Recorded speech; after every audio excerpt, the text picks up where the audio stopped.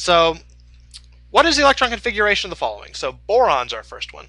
So taking a look at our periodic table, then we say, well, first thing, where is boron? Well, boron is located right here. There's our boron right there.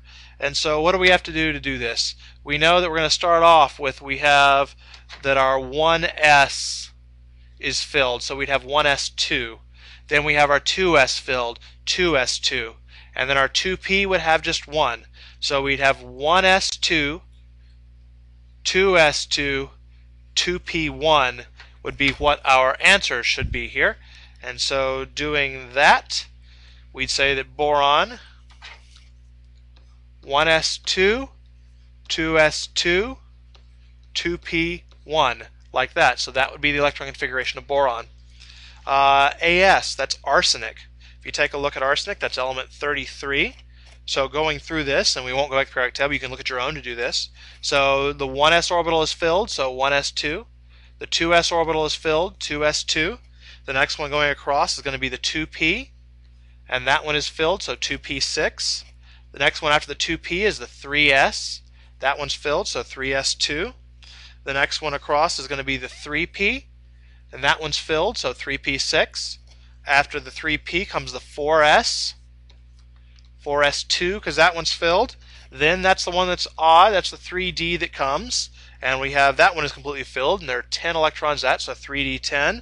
And then our last one here is going to be our 4p, and so we have 4p right there, and how many fill up? We go 1, 2, 3 over before we get to arsenic, so 4p3, like that.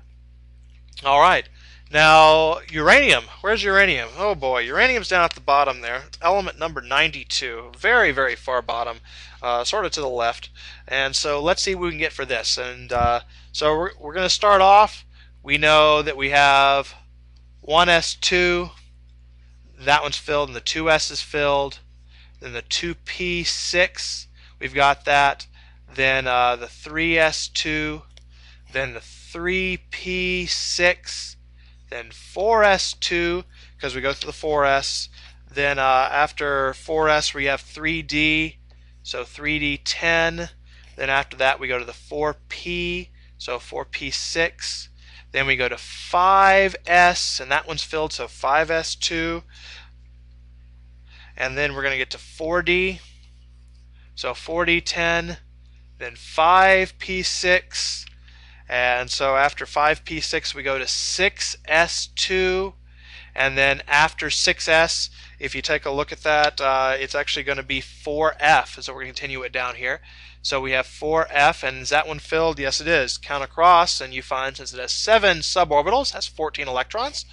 After 4f, we then would go to 5d, and 5d fits 10.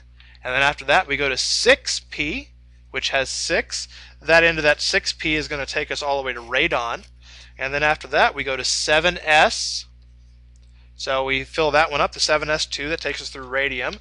Now we're on to the 5f, and that's the one at the very bottom, and uranium is the third one over, so we'd say 5f3.